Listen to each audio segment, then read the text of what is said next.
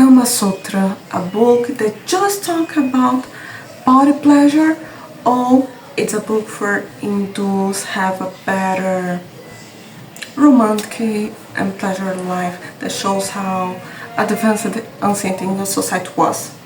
When I received the recommendation of this video, I became really curious actually, but people say that it's really good and I should see what talks about. I'll be honest, I never read this book. I never learned. I just heard about it here in the West as the book relate to the physical pleasure. So I am super curious to see what it is. For those who don't know me, I am Gigi, आपकी Brazilian friend, और आपका स्वागत है to our channel. So let's stop to waste time and see what we can learn. Kama Sutra. I know this word makes a lot of people uncomfortable, particularly when a woman says it. Some might even be thinking of skipping this video, but avoiding the topic of feeling uncomfortable will not change the fact that we misunderstood or never really tried to understand this amazing book written by our ancestors. Have you heard about Kama Sutra? Everybody heard about it, everybody. More like yoga poses, you know. Before I become Sanatani, I already knew it. Yeah, the Indians invented it, yeah. The condom of the book. The book. Obviously the book. The Kama Sutra is the most popular Indian book worldwide. Yes. It's actually more popular than Bhagavad Gita Yes, itself. that's However, true. it's also one of the most misinterpreted books often used by the West to demean Indian society. Isn't that the old Indian textbook of sex? The Indian sex thing. So I just actually dislocated my knee doing some Kama Sutra last week. It's often considered as merely an ancient book which talks about various sexual positions or as a book full of strange fantasies written by some dog people in India. But that is not the whole truth. First, we need to understand how this Indian book became popular as erotica, as sexual fantasy book in the Western countries. This particular misinterpretation started during the British period and continued for generations after with their perfect marketing strategies. In the late 19th century, the British colonialists hired scholars to translate Indian history and its culture in a way that could make the native people lose faith in their culture. And this is something they did not just with India, but also with all other places they colonized. I know it's a very big accusation, but we have enough evidence for this. Do you know Max Muller? Those who are into history and literature cannot not know Max Muller. He is that important. He translated a lot of Indian scriptures to English. Yes. In fact, most of the versions, old versions we are studying today, are done by Max Muller. He literally said, India has been conquered once, but India must be conquered again, and that second conquest should be a conquest by education. Tip of colonization. He also said a new national literature may spring up impregnated with Western ideas, and that's what exactly has been done to Kama Sutra as well. In the British, Not just the Kama Sutra, but every book, every culture, when they colonize, they put their own ideas. Because it's how you conquer someone. If you cannot conquer and control a culture where people have their own values, their own ideas, when someone is independent, they will not accept another command. They will not accept another culture coming and just putting everything new. So one thing that is very basic is that they start to put the problems, trying to people see problems in their own culture and put their own, they sell their culture as something better, and they still do it. They are still doing it. But let's keep watching. encountered Indian culture, they viewed it through their own Victorian eyes, which had absurd moral codes and a regressive attitude towards sexuality. Yes, So for because them, of Christianism. Kama Sutra's Christianism. content was both fascinating and a taboo at the same time. The first major English translation of Kama Sutra was done in 1883 by Sir Richard Francis Burton, who was a British explorer interested in the sexual customs of different cultures across the world. Even though his work brought the Western attention to the Kama Sutra, he only highlighted the sexual aspects of the book, which obviously led to the mischaracterization of Kama Sutra. So basically, he was someone who was exploring the sexual customs of various cultures. So obviously, he would only focus on the sexual content and ignore all other aspects. But that doesn't mean that we, the people of India, where Kama Sutra is primarily written, should subscribe to their misinterpreted Western idea. The publishing industry in the 20th century played a very big part in the misinterpretation. They mainly marketed the book specifically for its erotic content, often with vulgar covers and titles, and the sad part It's is always like they this. work Just well. focus And on during this the part. sexual revolution that happened in the West in the 1960s and 70s, the Western culture adopted Kama Sutra as a symbol of their liberated sexual practices. However, that adaptation was not at all accurate. They completely ignored the part where Kama Sutra talks about personal development, social harmony, and many other things, and simply reduced it to a manual for sexual techniques. Now, Kama Sutra is literally being considered as a book version of pornography. That's why many of us feel uncomfortable even to say the word Kama Sutra in public. But what This is normal because here in the West it's something really common to take things from different cultures, especially Native Americans, Indian, and rebrand in a new way, just with what they think that is interesting. The rest they just delete. So it's common that they just focus on this because here in the West we were created with Christian values, and Christianism always taught that the act of love is just for creation, just to have kids, not for pleasure because it's a sin. I'm not going to talk about this, but yes, here for a long time, the pleasure, the body pleasure were a big taboo. After the 70s, that's why people start to act like crazy and do whatever they want because they are tired of repression. But let's keep watching. Kama Sutra is originally about. The Kama Sutra is a Okay, very what deep and it's originally comprehensive about? work that talks Tell about us. the philosophical aspects of love, life, and human relationship. It was written during a time when Indian society was rich with philosophical, spiritual, and artistic exploration. Even though it's famously known that Vatsyayana wrote Kama Sutra, he mentioned that he only composed the book. According to Kama Sutra, this is the story on the origins of the book. God created men and women and gave them rules to live by regarding dharma, that is righteousness, artha, that is prosperity, and kama, that is pleasure. And these rules were written in detail, consisting 1,00,000 chapters. Then Swayambhu Manu wrote the rules about dharma, Brihaspati compiled about artha, and Nandi, the follower of Lord Shiva, explained the rules about kama in 1,000 chapters. And Nandi's work on kama was then shortened by Shvetaketu into 500 chapters. This was further reduced to 150 chapters by Babravya. These 150 chapters were organized into 7 parts. Number 1, Satarana. Number 2, Sambrayokika. Number 3, Kanya Sambrayuktaka. Number 4, Bharyatikarika. Number 5, Paradarika. Number 6, Vaisika. Number 7, Aupamishadika. These 7 chapters were written by different authors, and Babravya's original work was way too long. So Vatsyayana created a smaller version. He composed the small book as a summary of the works of the other authors. To put it in a simple way, Kama Sutra says that life should be lived by achieving 3 main goals.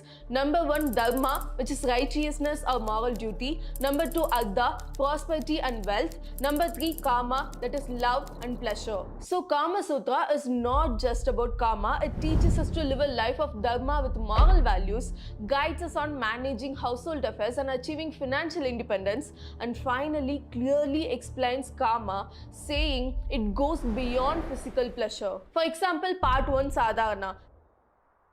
This is really important because I never heard something about this here about the Kama Sutra. It was just about the position, so it's interesting to see this. I think I should read it, and knowing that it's completely based in the dharmic values, we see that it's a book totally created for Hindus, by Hindus for Hindus.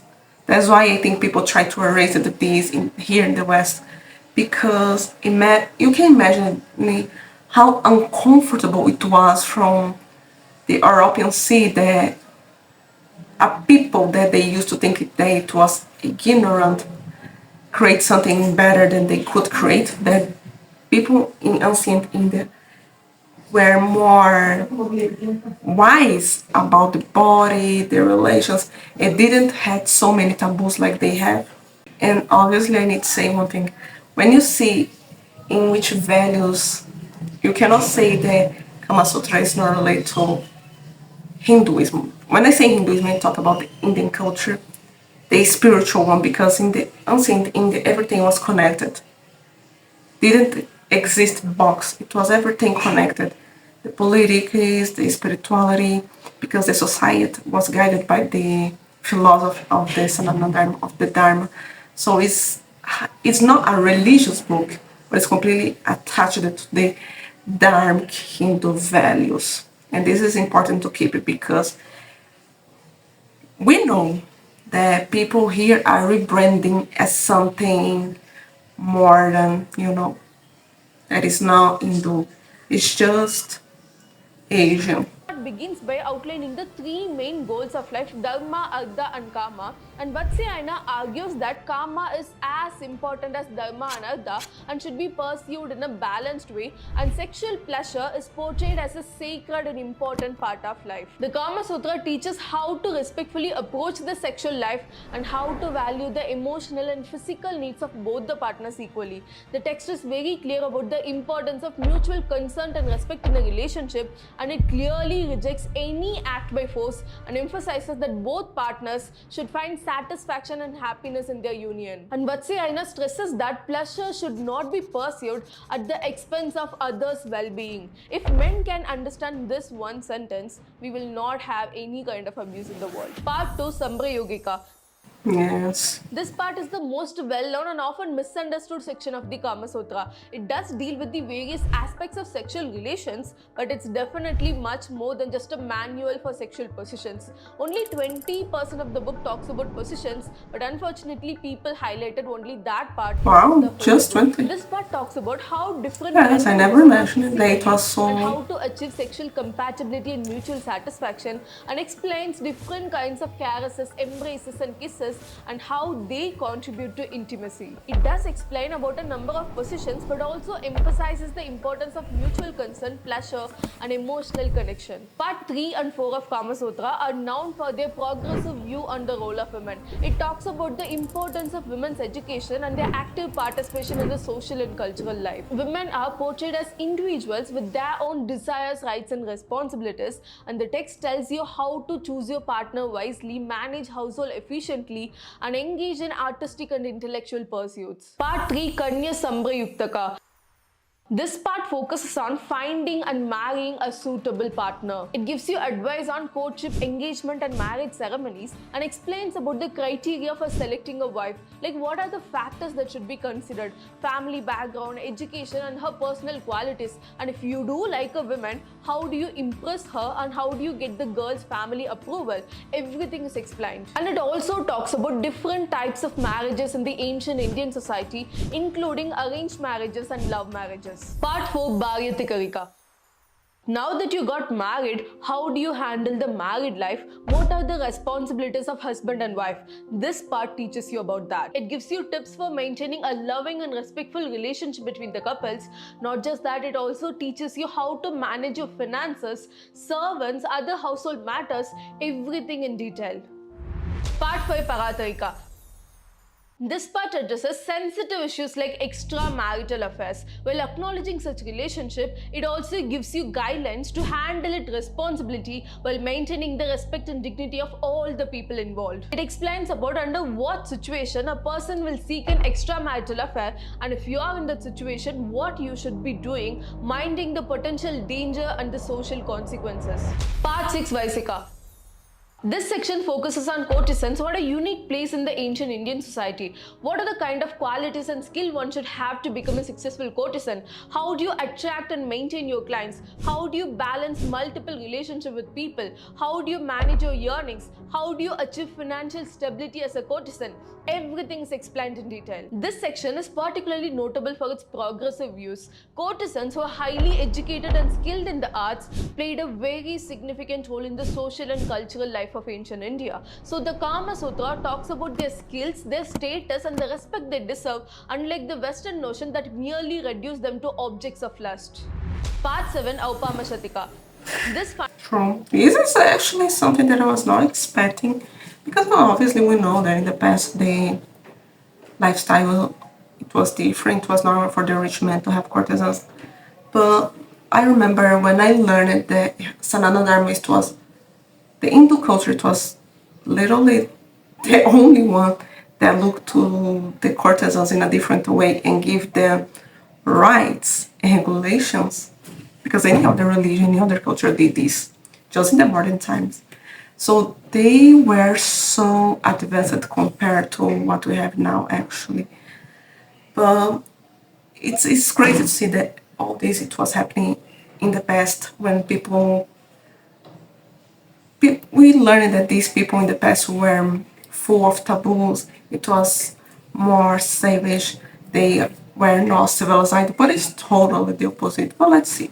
final part of Kama Sutra talks about the 64 arts a person should master to enhance his personal charming. These arts includes music, dance, painting, cooking, gardening, art of conversation. Everything is explained in detail. So to put it simply, the Kama Sutra is a guide to a whole human development, highlighting the importance of all aspects of life, including the sexual context. So Kama Sutra is not just a weird fantasized sex book. It tells you how to communicate with your partner.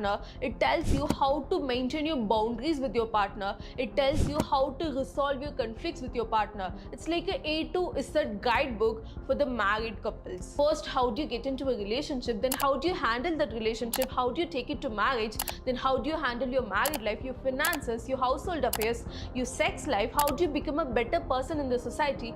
Everything is explained in detail. So it's high time we agree Kama Sutra is far more than just a fantasized sex book. Today, 1 in every 8 people is suffering from mental health issues. Out of these, majority are aged between 16 to 35.